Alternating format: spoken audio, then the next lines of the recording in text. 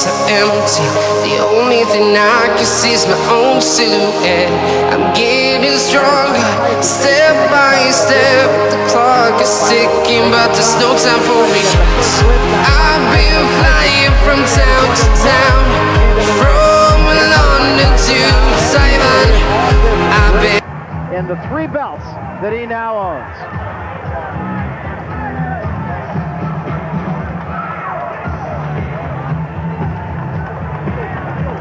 Well, as Mills Lane, the referee from Nevada, says, Mike Tyson surely looks like he's saying, let's get it on.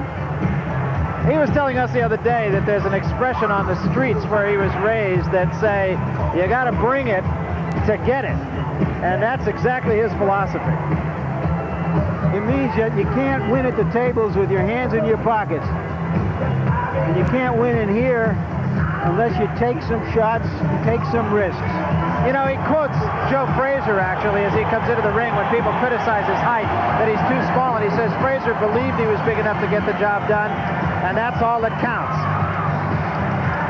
Mike Tyson, of course, 31-0, 27 knockouts. Until he won the title, actually, he hadn't fought anybody more impressive than Biggs has fought to this point. Since that time, Tyson has fought a better class of fighter than Biggs has. And the crowd, again, still very much into this. 5 years difference. Mike Tyson is younger than Biggs, even though he's had 31 fights to Biggs' 15. The fact that Biggs is not doing what he worked on. He just forgot about his game plan, totally abandoned it. Mike Tyson, he's doing what he does best. Work the body, work the head.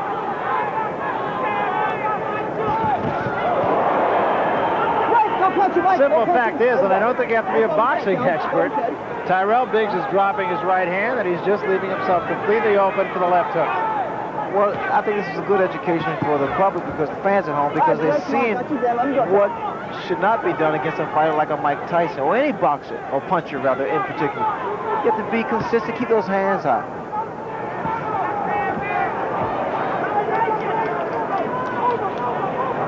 And again, that cut over the left eye has opened up. There is swelling under the right eye that has a lot of blood right below the surface of the skin also. What Biggs has to do, he has to work something out, which is actually the left jab to break that rhythm and stop the momentum of Mike Tyson. He continues, Barry, to allow Mike to dominate. Again, bleeding from the mouth, as he has been since the first round. Not a pretty sight. He subjects himself, Biggs does, to standing toe-to-toe and being actually a punching bag. This way, you'll probably see more knots and bruises, because Tyson is hard. Good body shot by Mike Tyson. And remember, the doctor was in Tyrell Biggs' corner and looked long and hard at that cut in the last round, and you're going to see him again. Tyson hit on a break that time. I'm telling both of us, it's a boxing match, man, a wrestling match. When I say break, you both break, understood? You understand, Mike, Joe? Let's go. That cut looks even uglier. I'm sure the doctor will look at it. Bloody Friday.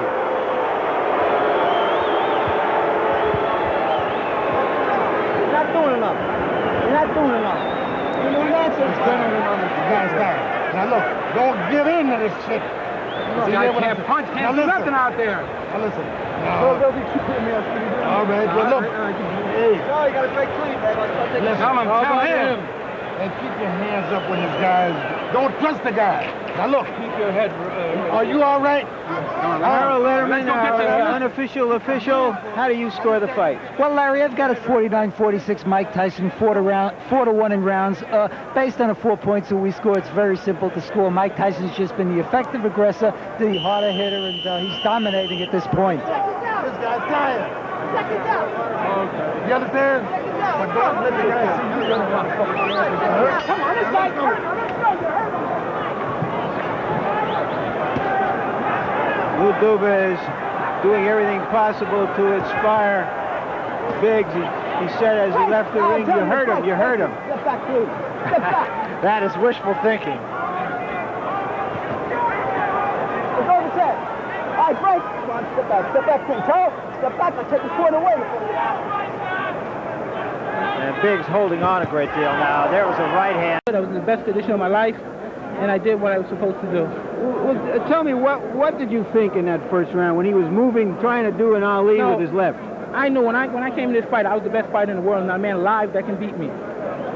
What broke him down? Was it just Constantly body punches. When I was hitting him with body punches, and I heard him, actually, he was crying in there, making woman gestures like, I can't find him, but I knew that he was breaking down soon. You're saying that Biggs was crying when you hit him? Yes. When did that happen? And perhaps the fourth round on. So that you knew you had him by that time? Absolutely, but I knew he was tough in there taking those punches. Was this your most satisfying fight in the sense of the way you went about it patiently and businesslike, not getting excited, not trying to take him out with one punch?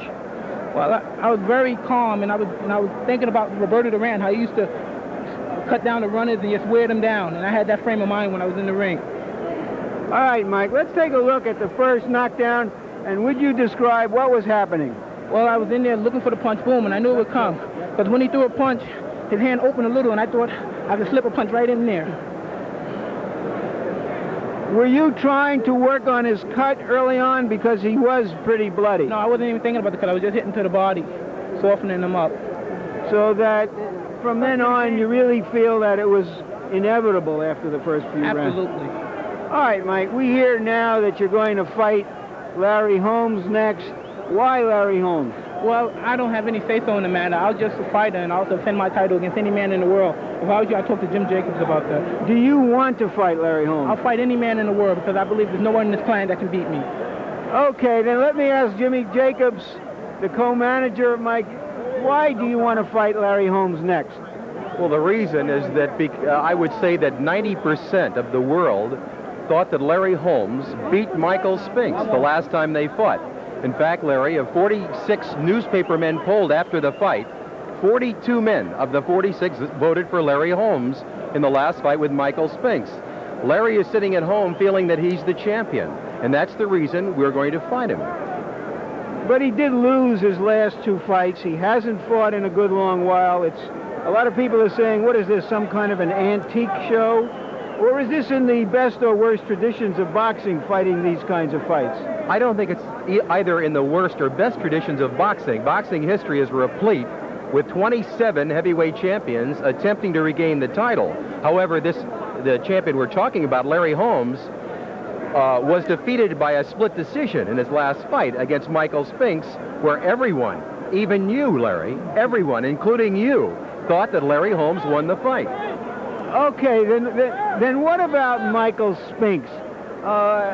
That is the most attractive fight out there, according to everyone, and you can jump in here, too. Bill Caton. What about Michael Spinks, and why aren't you going to take him on next, or right after next, or whenever? Whenever we're ready to, we make our plans for that. We haven't made our plans to take on Michael Spinks because a fight with Michael Spinks, which is a pay-per-view, closed-circuit fight, takes a minimum of 5 months, during which time Mike would not fight. Mike wants to fight more frequently. So you're saying now you will fight Michael Spinks eventually? I would say this, that Michael Spinks is definitely in our future. Definitely in our future, but not in our immediate future.